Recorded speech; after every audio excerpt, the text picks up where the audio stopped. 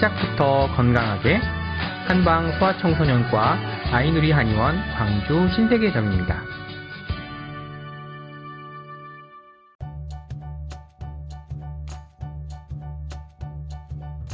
오늘은 앞서 알려드린 특장애의 치료적인 부분 및 생활관리에 대해 말씀드리도록 할게요. 치료에는 약물치료, 심리상담치료, 이완훈련 등 여러 종류의 치료 방법이 있지만 가장 근본적으로 신경학적 관점에서의 치료를 진행하기 위해선 한약 등의 약물치료가 주로 이루어지게 됩니다. 한방 약물치료는 심어 증상을 바로잡고 외부 스트레스에 과하게 반응하게 되는 민감도를 조절하여 뇌균형을 바로 잡을 수 있도록 자율신경 불균형, 운동 감각 불균형 등 다양한 신경계 불균형의 원인과 심리적인 원인을 파악하여 그에 맞는 한약 처방 치료가 이루어지게 됩니다.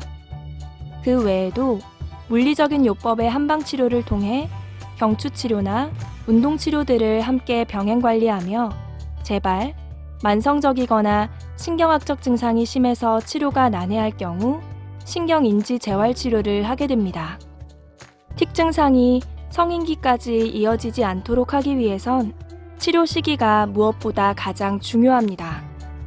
증상 초기에 치료할수록 대부분 치료 기간이 짧고 예후가 좋으며 유지가 잘 되는 편입니다.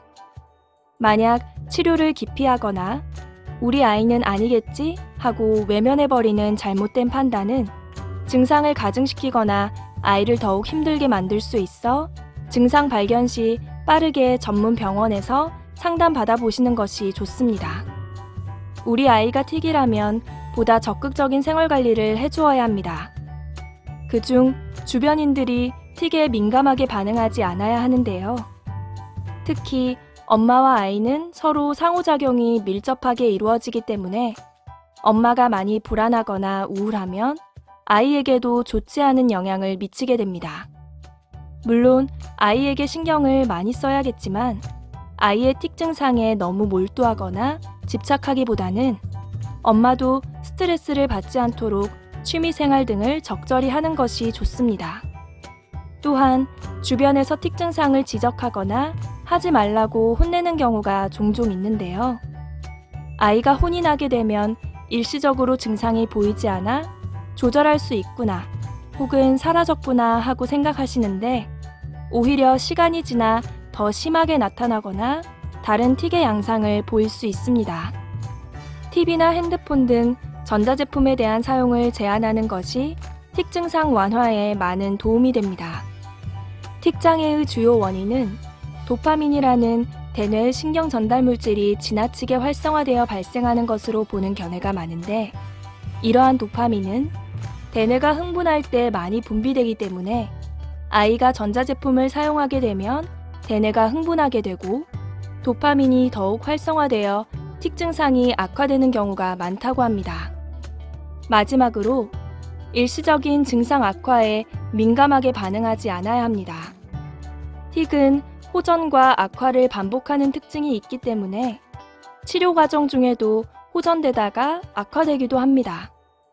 이것은 틱 증상이 더 심해진 것이 아니라 호전되다가 일시적으로 악화되는 현상이기 때문에 틱이 일시적으로 악화되는 경우가 있더라도 전체적인 증상의 강도와 빈도, 주기, 심각성 등은 점차 줄어들게 됩니다.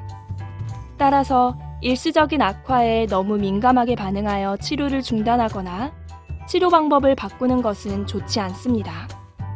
틱 증상은 쉽게 사라지지 않고 증상이 잠재되어 있다가 다시 재발하는 형태로 나타나기 때문에 1년 미만의 틱인 일과성 틱장애라는 용어가 수정되고 있는 만큼 틱장애의 치료 방법은 다른 질환에 비해 약물 치료는 물론 생활관리적인 부분에서 조금 더 신경 써서 진행하는 것이 중요합니다.